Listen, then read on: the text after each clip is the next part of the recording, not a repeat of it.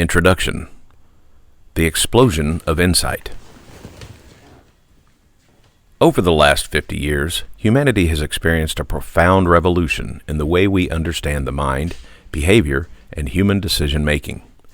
In fields like psychology, economics, cognitive sciences, and mathematics, groundbreaking theories have reshaped not just how we think, but how we understand ourselves and others. Concepts like cognitive biases and behavioral economics have fundamentally changed the way we approach everything from business decisions to personal relationships. And it's not just these abstract ideas that have revolutionized thinking. There has been a practical explosion of innovation that has made its way into the real world: education, finance, even medicine. Nobel Prizes have been awarded for insights that have not only transformed academic theory, but also led to tangible, real-world applications. Daniel Kahneman redefined how we understand human judgment, and Richard Thaler's work on decision-making has reshaped policy and economics, for example. But then there's soccer. The last few decades have brought rapid advancements in data analysis, machine learning, physical adaptation, and even psychological models that could change the game. Coaching methods have been slowly evolving, but these innovations have not yet been fully embraced by the world of soccer, and the effects of this delay are felt most on the pitch. The fact is, despite all of these seismic shifts in how we understand the human mind and decision-making, soccer coaching has largely stayed stuck in the past, relying heavily on instinct, old-school drills, and tradition. The world of coaching, where human decisions are paramount, is still using techniques that are fundamentally outdated. This book is about how we can bridge that gap, how we can take insights that have been reshaping industries and apply them directly to soccer. The Missing Link: The Nobel Game. The truth is, the game of soccer is ready for a breakthrough. We've seen major advancements in other industries thanks to the introduction of Nobel-winning ideas. But in soccer coaching, we're only just beginning to scratch the surface of how these innovations can apply to the way we train, motivate, and develop players. The concept of cognitive biases, introduced by Daniel Kahneman in his book Thinking, Fast and Slow, explains how we all make decisions based on flawed mental shortcuts, or biases. These biases are essential for understanding how players make decisions under pressure. Imagine a player who panics during a crucial penalty shootout. What if we could reduce that panic by teaching players how to manage these cognitive biases, thereby making smarter decisions in high-pressure moments? Similarly, game theory, brought to prominence by John Nash, has been used to model everything from military strategy to business negotiations. It explains how individuals make decisions in competitive situations where each party's decisions affect the others. In soccer, it explains how players anticipate their opponent's actions. This principle is the very heart of the game. Pressing traps, third-man runs, and feints, it's all about predicting what someone else is going to do, and that's something that game theory teaches us to do at a high level. These are just a few examples, but they highlight the main premise of the Nobel game. We have tools from Nobel laureates that can reshape soccer coaching, making it more data-driven, psychologically informed, and cognitively advanced. And now, it's time to apply them. The Coming Mental Revolution: Rethinking Soccer Coaching Through Cognitive Science. Soccer is often perceived as a simple game, a battle of physical skill, tactical awareness, and team dynamics. But behind every flick of the ball, every pass, every sprint, lies an intricate web of decision-making, anticipation, and emotional regulation. These mental skills, which can be just as important as physical prowess, are often overlooked in traditional soccer coaching. What if there was a way to not only teach players the physical aspect of the game, but also train their minds to think faster, make better decisions, and anticipate every move before it happens? This is the heart of the mental revolution in soccer coaching, where cognitive science meets the beautiful game. In this book, we'll explore how the integration of behavioral economics, game theory, cognitive psychology, and neuroscience is transforming how soccer is coached. We'll examine the role of anticipation, mental agility, and automation in helping players develop both technical and cognitive skills. Drawing on key ideas from Nobel Prize winners in economics and psychology, we will show how soccer coaching can evolve by embracing these scientific principles to develop mentally sharp, resilient players. Decision-making under pressure. Cognitive biases in soccer. At the core of every player's decision-making lies the cognitive biases, mental shortcuts that simplify decision-making but often lead to errors in judgment. Behavioral economist Daniel Kahneman, whose work on decision-making under pressure earned him the Nobel Prize, reveals how biases like confirmation bias, loss aversion, and availability heuristics can distort our ability to make clear, rational choices, especially under pressure.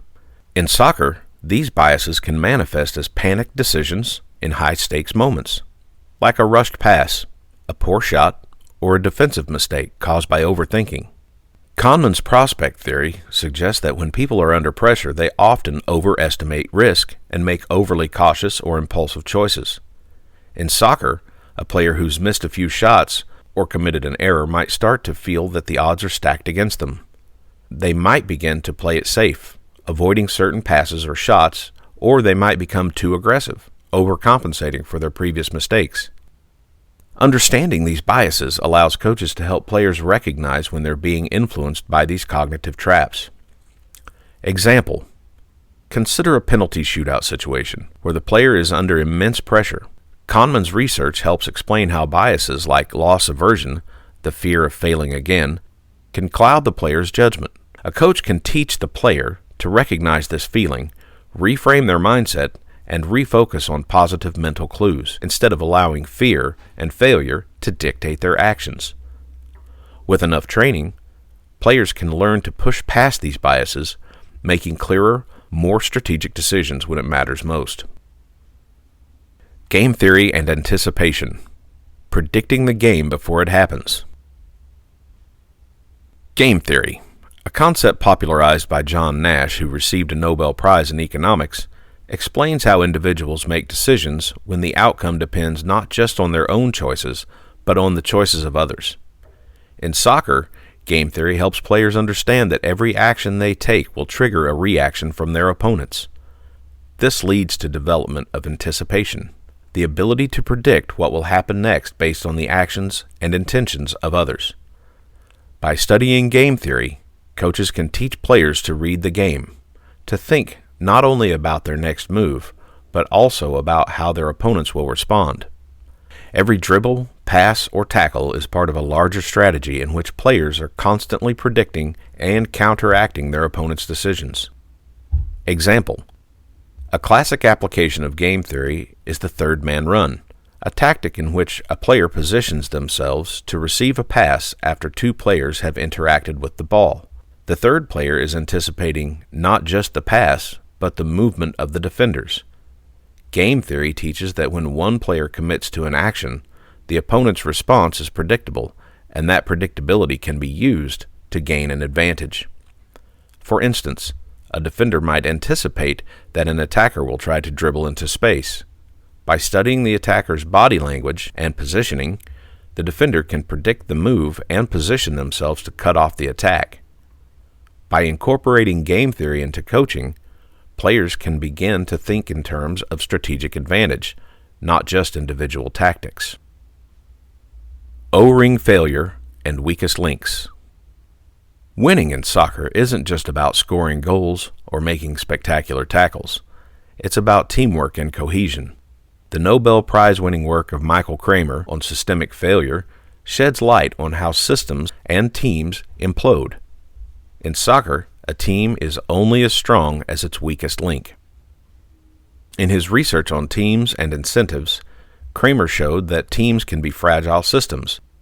Borrowing from rocket science and engineering, he hypothesized that a soccer team is like the space shuttle, susceptible to O-ring failure, the innocuous vulnerabilities that cause exponential collapse. Attention and focus, sharpening the mind under pressure.